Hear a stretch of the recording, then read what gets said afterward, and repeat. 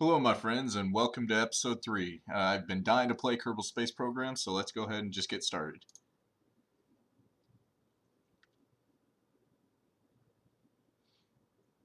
Okay, so instead of going through the whole mess of building another ship, I've already pre-made a few and gotten them ready to go so that it won't take us quite as long. As you can see, I have a large craft made right here. I've installed science components inside the compartment, as well as several of the control inline reaction wheels just to help out with steering, because I've been having some difficulty flying these things straight up due to the fact that I have no struts to attach all these boosters, and they start wobbling back and forth as we fly, which you'll probably see once I launch this craft. But we'll go ahead and get it out to the launch pad and see how much of the orbital science we can get.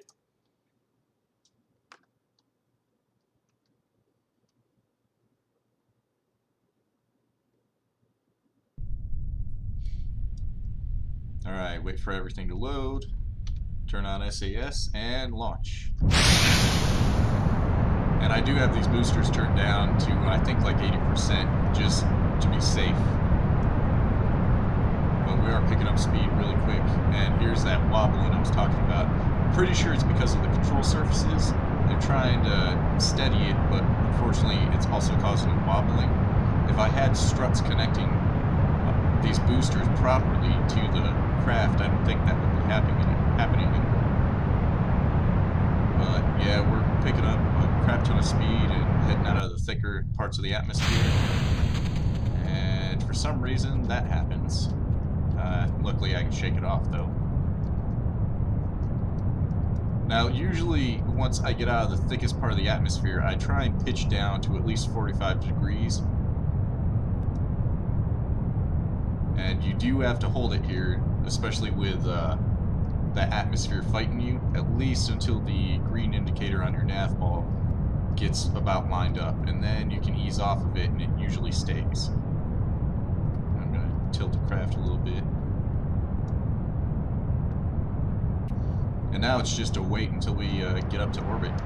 I'll increase thrust a little bit so that we pick up speed.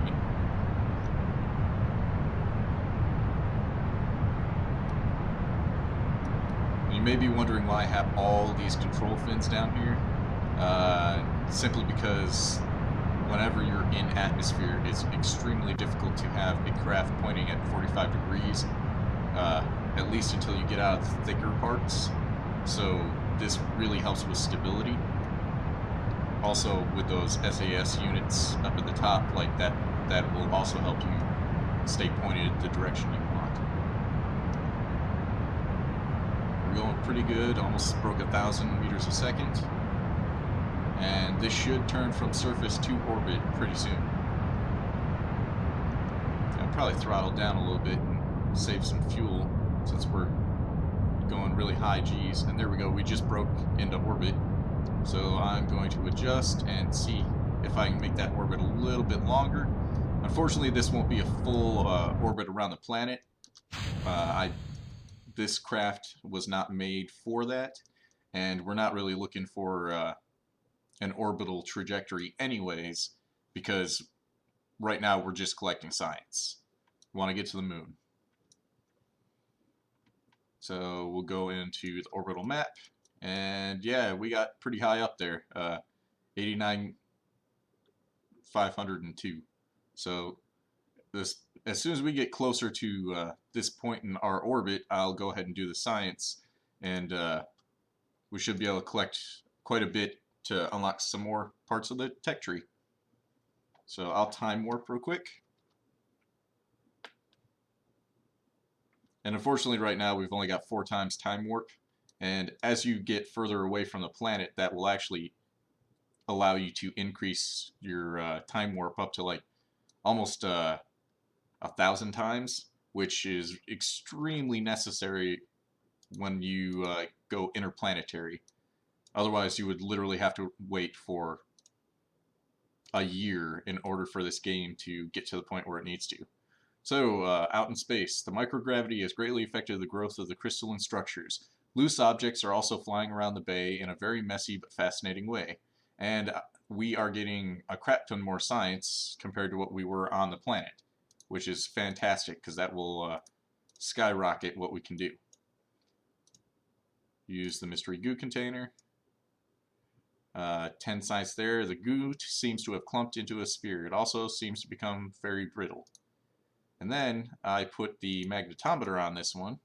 And in order to use this, you actually have to deploy it. And then you take your data. Initial scans indicate a large magnetic field surrounding Kerbin. Its intensity decreases with increasing altitude. So keep that. And toggle magnetometer. And then we'll do our crew report. It seems we're very much in space right now. The sky seems to be mostly below us. It makes me wish that I could travel to space. And gather our EVA science. Sometimes you have to be careful too, because see how he's slowly inching up? I think it has something to do with the way Kerbals interact with ladders. Alright, you've recorded your observations of the situation. And obviously we can't take a surface sample because we're no longer on the surface. But that's pretty much all of the science we can collect right now. I do have the wings on this now, so that we should be able to guide our landing a little bit more. And due to all of these inline reaction wheels, our electric charge is going down quite fast because they're constantly trying to keep the craft oriented properly. If we turn off SAS, you can see that, well, no, never mind. That did not help in the slightest, unfortunately. We'll turn that back on. I was hoping that would decrease the amount of electric charge we're using, but something else must be eating all that up. I did turn off the magnetometer, I believe. That's one thing about the magnetometer. Once you toggle the magnetometer and the boom extends, it actually starts drawing quite a bit of electrical charge. So that's something you got to look out for. Once you unlock like generators and solar panels, that's not quite as big of a challenge. But here we are coming into the atmosphere. We got these glowing effects, and I totally forgot to reorient the spacecraft, and we might die because the heat shield's on the back. So crap. You can see these little progress bars right here. Those are actually showing the heat buildup on the parts themselves. And see how this is flashing red? That's because it's been taking a lot of damage. Luckily, these wings have slowed us down quite a bit, so we don't have to worry about re-entry heat anymore. But I should have been paying attention. I should have had the heat shield oriented down. That's okay. We still survived, thankfully. I'm going to pitch down just to try and get us falling even faster. And let's see. Even though we're on the dark side, you can still tell just about... oh, I hope that we can still deploy parachutes. Yeah, I'm going to deploy them now because our electric charge was depleted. I want to just make sure that we're okay. It is slowing us down quite a bit, so these parachutes will not rip off. Normally, like I said, you want to make sure to deploy your parachutes at about 90 meters a second, because then they will not rip off. But we were okay because we were low enough or slow enough as it is due to our wings. And we're kind of doing a somersault thing here because the lift of the wings, along with the way the parachutes are pulling us, is causing that. We may come down in that lake. Alright, I'm going to time warp, try and get us lower. Again, when you use time warp, you want to pay attention to your altitude because once those parachutes deploy fully, that time warp could rip them off. Yep, looks like we are coming down in that lake.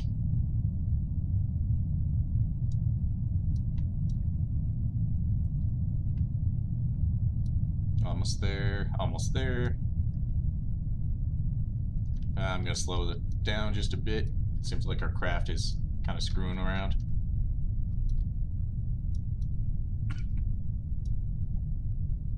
The chute should fully deploy in just a minute. We may actually land on the beach, I don't know.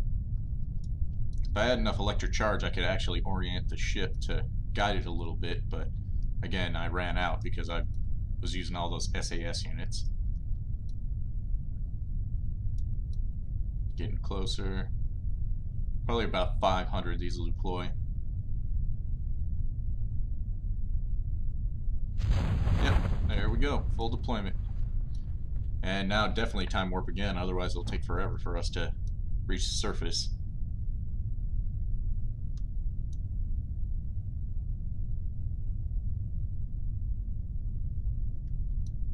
Getting closer, getting closer. Huh. I've never actually gone around Kerbin and landed in any of its lakes. It's always been the ocean. I'm wondering if I can get out and do another EVA and maybe get some different information or different science from this location.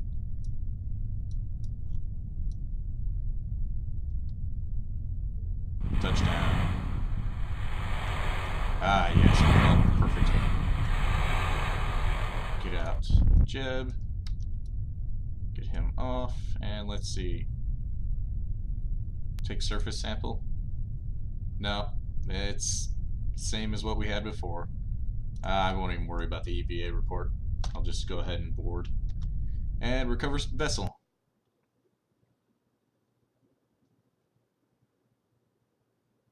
It is taking longer to load because I've actually added a few more mods. I added the TAC life support system, which makes it so that you actually have to bring food and oxygen with your Kerbin in order to survive in deep space. It's one of the more challenging ones, but I believe that actually adds a amount of realism and fun because you can actually reprocess oxygen, you can reprocess water, you can use the waste from all those with other mods to grow plant life for food and more oxygen, so it's pretty neat. But that time we earned 63.3 science, and now we have 97, so that should unlock quite a bit. So go to and definitely get the batteries, and as well as the orbital telescope and thermometer. That will definitely help us shoot further up the tech tree. Now we can unlock one more. I would get aviation just so we can start making aircraft, but I would rather go to space. So we will get some of the larger fuel tanks and other rocket boosters. Also, you can see that's got the LLL fuel tank. I added the Lackluster Labs mod, which adds just a bunch of cool parts and structural stuff. And it's really, there is nothing more than just an aesthetics to it, but it allows you to make some pretty cool spaceships. So I really appreciate that mod. But I also pre-constructed another thing really quick just to show that early on in the game, if you're smart enough, you can construct ships that will actually get you more science with the parts you're initially given. So this right here is a rocket plane, and it's incredibly hard to fly, but you can utilize the parts when you first get them if you build it properly to get all sorts of science all over Kerbin. And let's correct our staging really fast. Save that, and we'll launch this straight from the rocket launch pad. I may actually kill a Kerbin with this, but hey, it's just part of the fun of enjoying this game. Obviously there's a lot of flexing, I didn't brace this at all, but we'll turn on that SAS and then activate the engines and see what we can get. So fire them up and launch. Oops. That didn't go so well. Let's restart that. I may have to throttle up completely. So let's wait for that. Want to be pointing up first. Throttle up all the way. And launch. There we go. Now I probably throttle down so we don't waste as much fuel. And And we got ourselves a nifty little rocket plane. And like I said, you gotta be very careful with this thing because you can spin out of control no problem. That's why I actually added parachutes to it. So let's see if we can make it to the other launch pad over here on the island. We may not be able to, but another thing you gotta worry about too is as the fuel comes out of these tanks, it adds more and more weight to the rear of your aircraft. And there are like the TAC fuel balancer mods and stuff like that that allow you to fix it to where each tank both drains equally at the same time, thus distributing the weight through your spacecraft. But that's not fun if you're specifically trying to make sure that each stage drains fuel. So if I had another rocket underneath this, it would pull fuel from every single tank. So once you pull off that back stage, all tanks would be empty, and that's not really a fun thing to have to deal with. But we're making pretty good time over this other island. I think we're about halfway. If I have enough altitude, when this fuel runs out, I may just be able to glide over there. But you can already see right here, there's a hidden second launch runway.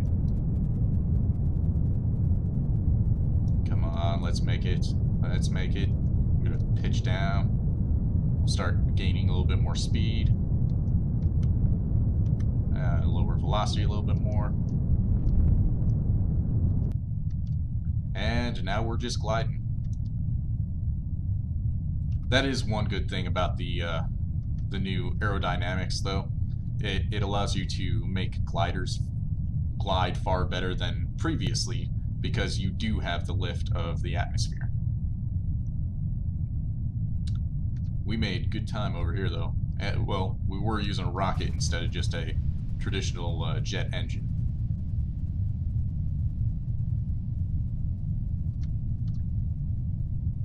Kind of feel like using this as a missile to see if I can destroy something, but I don't think Jeb would appreciate that. He's having too much fun. Alright, bring it down a little bit more.